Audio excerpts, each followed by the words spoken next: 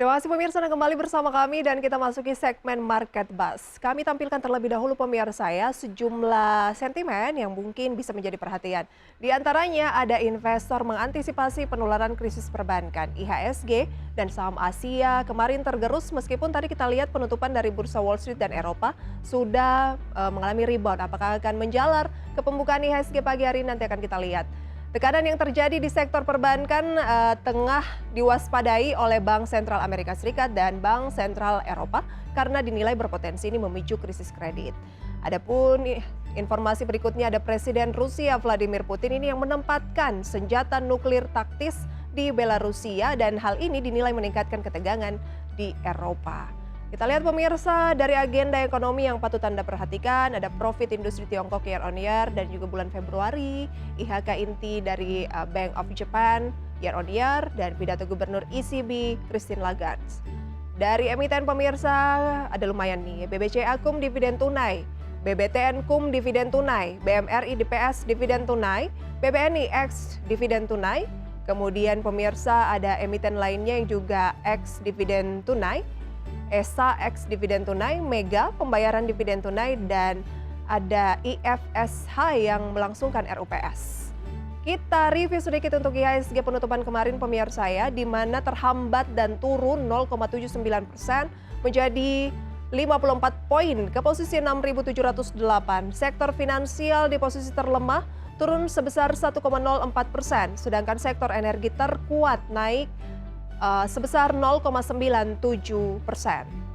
Kemudian pemirsa kami akan mengupdate juga seperti apa kondisi dari Bursa Asia pada pembukaan. Ini juga akan menjadi acuan seperti apa pembukaan IHSG nanti. Ada Nikkei terpantau menguat, kemudian Showtime juga menguat, semuanya kompak menguat. Kospi dan Hang Seng yang kemarin memimpin pelemahan juga hari ini tampak sudah mulai berbalik arah.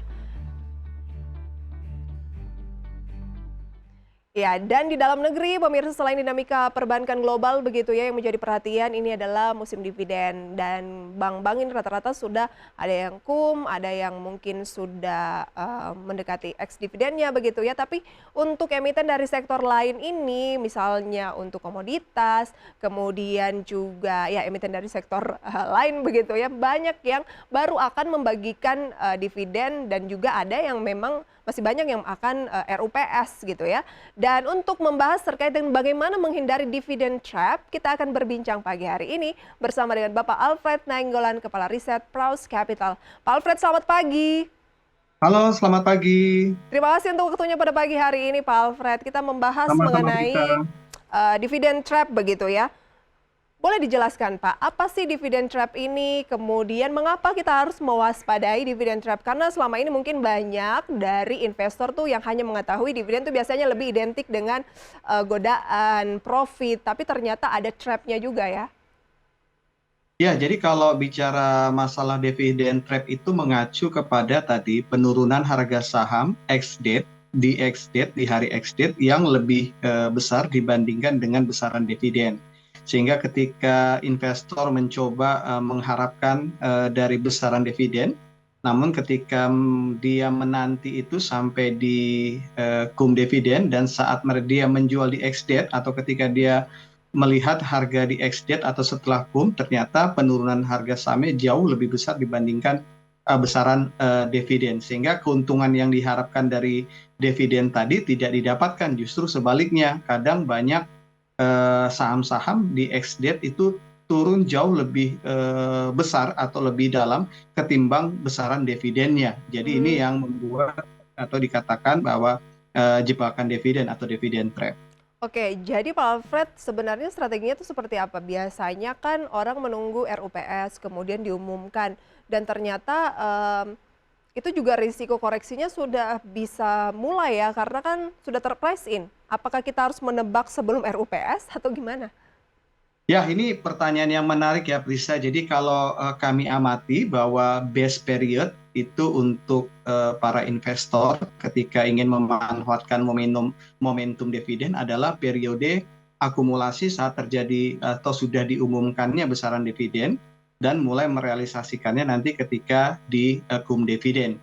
Jadi sebenarnya momentum dividen itu keuntungannya menurut kami bukan berasal dari besaran dividen yang didapatkan, tapi sentimen dividen tersebut terhadap kenaikan harga sahamnya. Jadi tetap dari sisi capital gain-nya.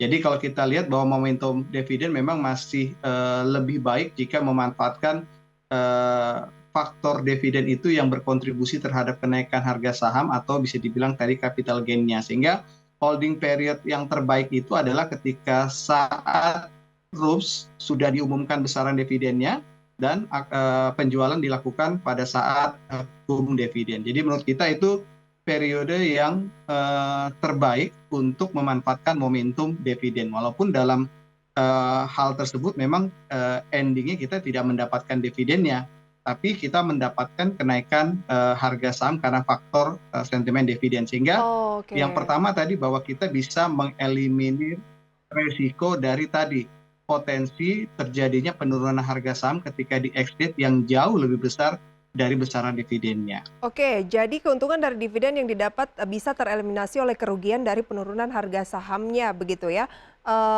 Dan itu tadi Bapak menyampaikan bahwa sampai dengan kum dividen. Misalnya nih hari ini kumnya gitu, apakah kita lepas kemarin atau hari ini? Ya, kalau tadi proses akumulasi atau pembeliannya dilakukan ketika pengumuman dividen, maka kalau kita lihat secara historis kebanyakan memang return-nya cukup bagus ya. Tapi ini kan kembali lagi bahwa setiap investor pasti punya preferensi besaran return yang memuaskan bagi mereka itu berbeda-beda. Ada yang merasa cukup happy ketika menunggu 2-3 minggu, 3% saja atau 4% saja sudah happy, atau mungkin ada juga yang 2% saja sudah happy, memang masing-masing ya. Tapi kembali lagi bahwa ketika diakumulasi sejak pengumuman dan dilakukan penjualan ketika kum-nya itu kita lihat return-nya cukup bagus dan cukup Oke. tinggi sekali. Jadi hati-hati, jadi ketika bicara masalah momentum dividen jangan sampai tadi bahwa investor melakukan pembelian pada saat kum dividennya dan menjualnya saat ex-date-nya. Ini ada potensi risiko yang cukup besar. Ini yang tadi dinamakan dividen trap. Biasanya kejadian dividen itu terjadi ketika investor melakukan pembelian di kum dividennya dan menjualnya di ex-date-nya. Baik, berarti kita tidak perlu menerka pembagian dividen jauh-jauh hari, bahkan mungkin ada yang menginfokan bahwa sebelum rapat umum pemegang saham misalnya nih, ada kan emiten-emiten yang high dividen begitu ya, yang sudah diterka-terka dari sekarang padahal RUPS-nya aja tuh belum. Itu nggak perlu Pak Alfred? Ya, itu menurut kita juga perlu karena tadi bahwa kalau secara historis dia sudah punya historis yang cukup sustain ya, artinya besaran dividen payout ratio-nya sudah sustain, kayak misalnya Bank Mandiri kemarin kan cukup sustain tuh rata-rata 60%-an, sehingga kita bisa memprediksi tinggal berapa EPS-nya di 2022. Nah, untuk hal Oke. seperti itu jauh lebih menguntungkan lagi.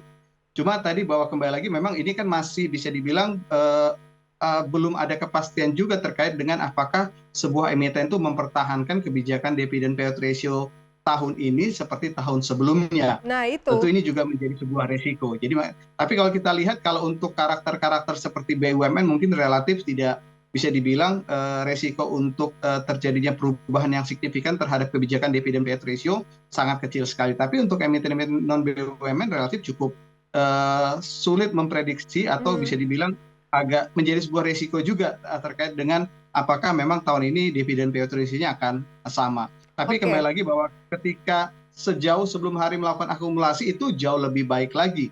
Karena tadi bahwa banyak orang yang masih belum mengantisipasi untuk momentum dividen saat sebelum RUPS. Biasanya memang para trader atau investor short term memang memanfaatkan momentum dividen ketika dia sudah ada angka dari keputusan RUPS-nya untuk besaran dividennya. Oke, jadi sebenarnya yang berpotensi terkena dividen trap ini adalah investor-investor yang memanfaatkan momen kenaikan di tengah situasi pembagian dividen, bukan yang mengharapkan yield dari dividennya, begitu ya?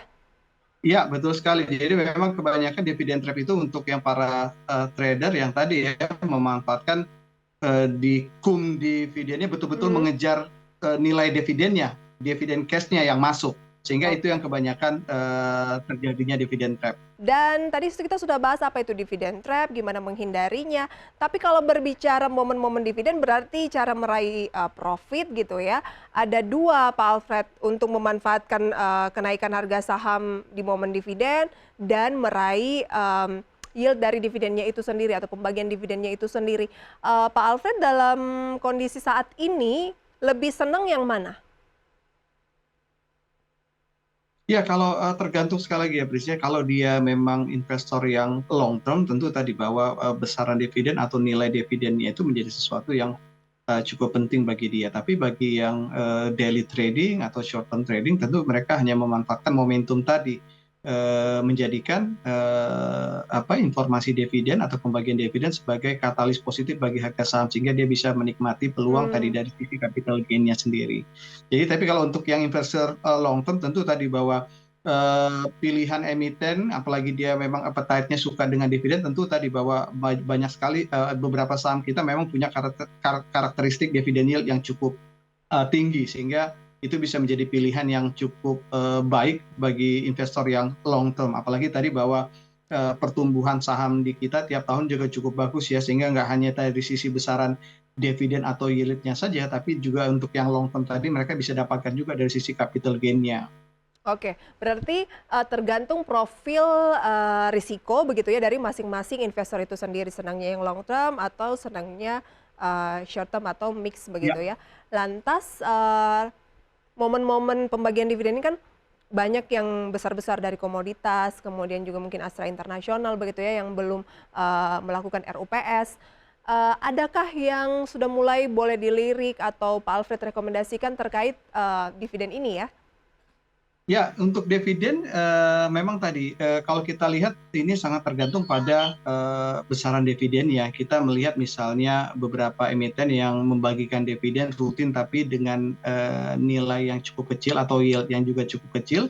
Kita lihat faktornya tidak cukup signifikan terhadap harga sahamnya ketika sudah diumumkan besaran dividennya. Justru ini berpengaruh terhadap emiten-emiten yang punya dividen yield yang cukup besar. Kita ambil Hmm. contoh nih dalam beberapa waktu terakhir perbankan BUMN yang punya yield cukup besar ya, misalnya BNI kemarin 4 sampai 4,4%, Bank Mandiri 5,3%, bahkan grup-grup Astra juga seperti UNTR juga cukup surprise ketika mereka mengusulkan besaran dividen yang juga cukup tinggi.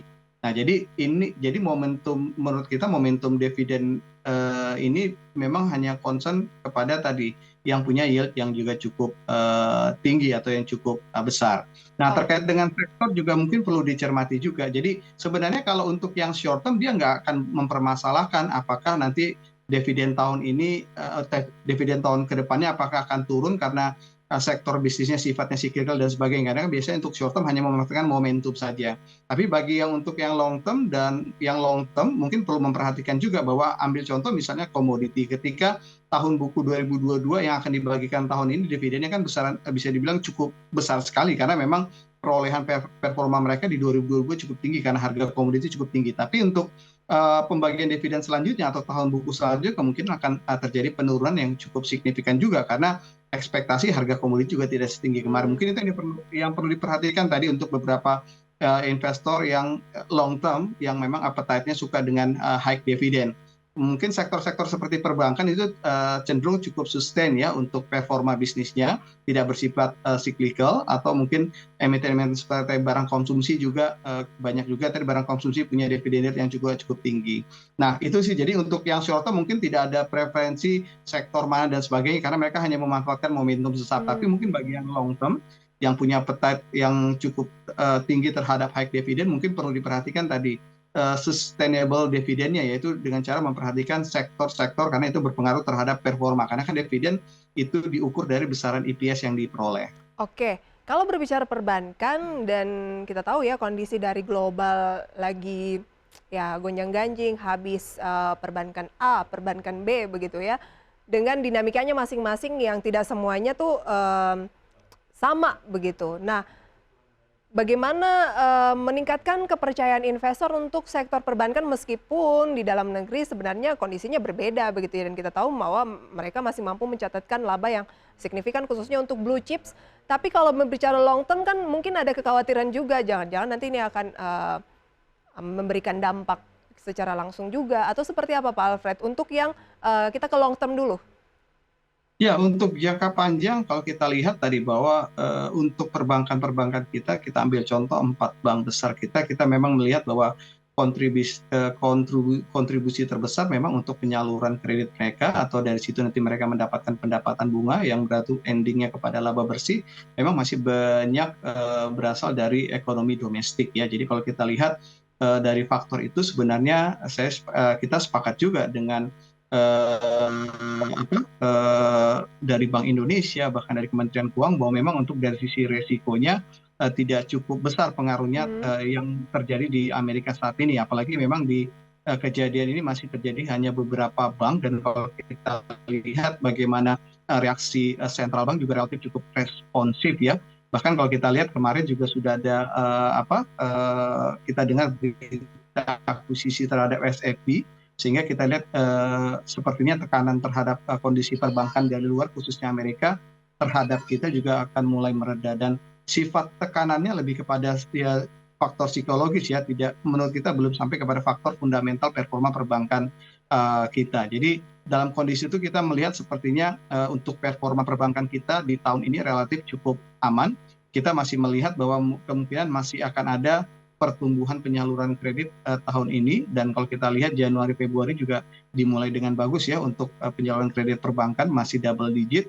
Jadi itu yang membuat kita tadi kalau bicara bisa bilang bagaimana untuk jangka panjangnya sebenarnya relatif aman, apalagi kalau kita lihat kondisi pencadangan, resiko pencadangan juga provision yang biasanya ini memang banyak mempengaruhi besaran laba bottom line-nya perbankan kita, juga kemungkinan tahun ini juga tidak akan cukup besar, karena dari sisi risiko juga kita masih cukup baik, yang ditandai tadi bahwa IMF kemarin memprediksi kemungkinan pertumbuhan ekonomi kita masih cukup kuat sampai tahun ini, dan tahun depan kemungkinan bisa lebih kuat lagi. Jadi kondisi itu kalau kita lihat view-nya untuk yang long term untuk perbankan ini relatif cukup aman. Jadi kalau kembali lagi bicara masalah isu dividen, 4 bank BUMN kita punya besaran dividen yield yang juga cukup menarik sekali. Jadi ini dasarnya cukup kuat.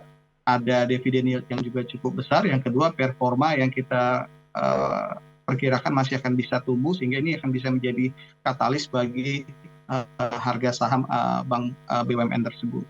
Oke, tapi bagaimana dengan sektor lain, misalnya komoditas? Kalau berbicara long term, apakah kita harus mulai waspada karena kinerjanya juga untuk tahun ini kecenderungannya mungkin tidak akan semoncer tahun-tahun sebelumnya, dan kemungkinan juga mungkin laba di tahun 2022 mungkin akan ada sebagian yang ditahan sehingga dividennya sudah tidak terlalu signifikan. Nanti akan kita bahas. Berikut juga potensi IHSG mengingatkan BBCA, kemudian BBTN, dan beberapa bank banking lainnya kan sudah dividen tunai, dan BBCA, BBTN ini hari ini apakah akan mempengaruhi ke indeks harga saham gabungan? Dan waktu menunjukkan pukul 9:02, di mana IHSG mengikuti pembukaan dari Bursa Asia tadi yang sudah kompak hijau. IHSG juga berbalik arah meskipun masih tipis karena masih di menit-menit awal dengan kenaikan 0,22%, 6.721.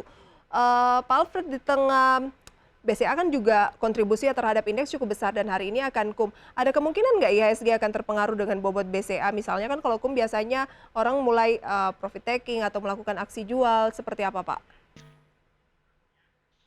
Ya, kalau lihat porsi memang BCA cukup besar ya, di atas 10% terhadap kontribusi kapitalisasi pasar kita. Jadi kalau kita lihat hari ini waktu KUM, memang biasanya memang di waktu KUM itu adalah waktu puncak peaknya untuk harga saham ya, untuk sentimen dividen. Jadi kalau kita lihat khusus untuk BCA, sepertinya untuk sentimen dividen mungkin nggak terlalu besar hari ini, karena kita melihat bahwa pada perdagangan kemarin saham BCA kita lihat terkoreksi ya, sehingga artinya di situ investor atau pasar sudah banyak melakukan penjualan untuk saham BCA mungkin mereka melakukan akumulasi di sebelumnya, dan dari sisi dividen juga mungkin tidak terlalu cukup tinggi ya, atau tidak terlalu cukup besar ya, kurang lebih di bawah sekitar 2%-an. Jadi dampaknya mungkin tidak terlalu cukup besar, dan sentimen dividen untuk BCA juga hari ini juga tidak akan terlalu berpengaruh terhadap harga sahamnya, sehingga untuk berpengaruh terhadap IHSG juga tidak akan juga cukup besar, karena kalau kita lihat volatilitasnya hari ini mungkin tidak akan besar tadi ya, kalau bicara masalah tadi bahwa melihat sentimen dividen terhadap waktu hukum dividen BCA untuk pergerakan harga sahamnya hari ini. Ya, kita lihat BCA 4 menit pembukaan perdagangan justru menguat sekitar 0,87% di 8.750-an begitu ya. Nah, tadi kan Pak Alfred bilang kalau untuk long term sebaiknya mencermati bank-bank besar begitu ya, karena kan dividen kinerjanya, kemudian dividennya di tahun depan diprediksi tetap stabil begitu. Tapi kan kalau misalnya yang belum punya baru mau masuk, udah telat pasti kalau ngomongin dividen, karena rata-rata sudah memasuki kumnya begitu. Strateginya gimana? Apakah kita tunggu dulu atau seperti apa kalau untuk long term untuk banking?